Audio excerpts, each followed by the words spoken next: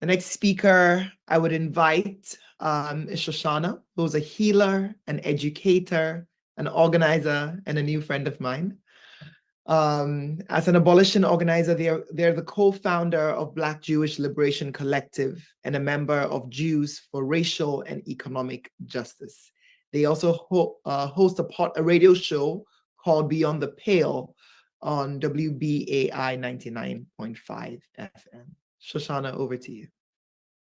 Thank you so much, Elam. And I am just so grateful to come to you all on this Shabbos, on this day of rest, to be part of this conversation. I'm humbled to follow after the mighty words of those who spoke before me, literally everybody on this Zoom. I'm so thankful for the inspiration that y'all are offering and the space that is being created here.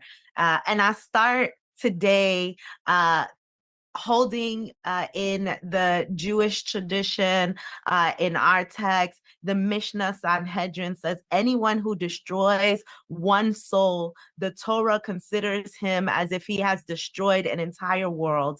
And anyone who sustains one soul, the Torah considers him as if he has sustained an entire world. And as I am here speaking amongst this beautiful symphony of powerful liberation theologists, as a Jewish person, I honor that liberation theology is a particularly Christian concept.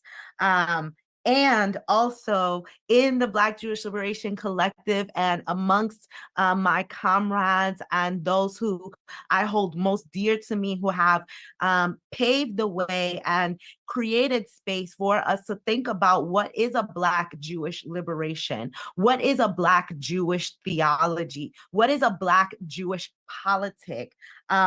We really think about the way that as we really are inspired by the work of James Cone, who was a liberation theologist and talks about the way that white supremacy really rooted itself in inside of the Christian church. And I see the way that that shows up true in Judaism as well, the way that whiteness has subsumed the concept of who the Jews are, who the Jewish people are, and how the Jewish people, we come to understand ourselves.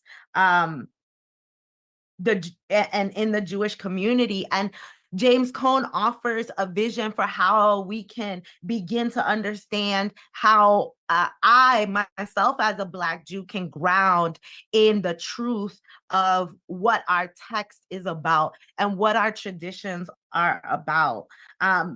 And remembering for me that religion and spirituality are fundamentally political.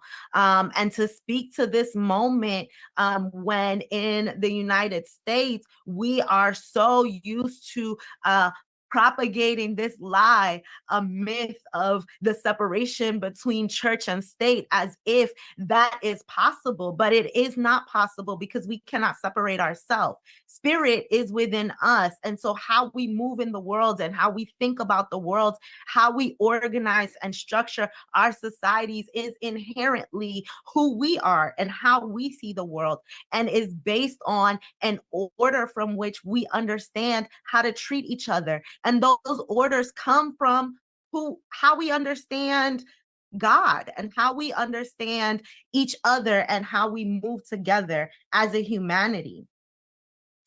So I move from that place, being inspired by James Cone, to develop an idea of what is a Black Jewish theology and how can we begin to understand it and move forward and inspire the broader Jewish community, and also all communities, and ally ourselves with folks who are about that liberation work, who are thinking about how we can push forth and break through these oppressive dynamics.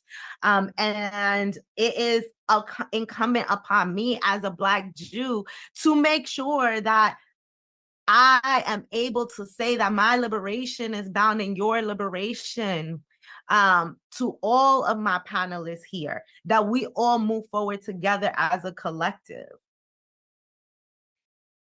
It's really, really critical for me to remember that peace must be a pursuit. And in the Jewish tradition, we have mitzvot, good deeds, and they are commandments of things we shall do, and they are always written on a possibility. If something happens, then you should, right? Like if this thing comes about, if it happens to occur, then this is what you should do to be in righteousness, to be in good faith, to do a good deed, right? However, out of all the things that are possible for us to do as good deeds, peace is built into every one of them. And our text says we must actually pursue peace. So instead, when all of the other commands, mitzvot, are written in the conditional form of if you encounter, if you happen by, right? Peace here says seek peace and pursue it. Seek peace and pursue it. Not if peace happens. Not if this happens, then yeah, you should be peaceful. No, we have to go out of our way to seek peace and seek truth. We must pursue it. That is part of our inherent commandment as a people. So for me, I'm continuing to seek peace, and I really am honored to stand alongside all of you today to move forward in a vision, holding tight to what we know is a truth, what we know as another world is possible, a world of peace, a world of truth, and a world of justice.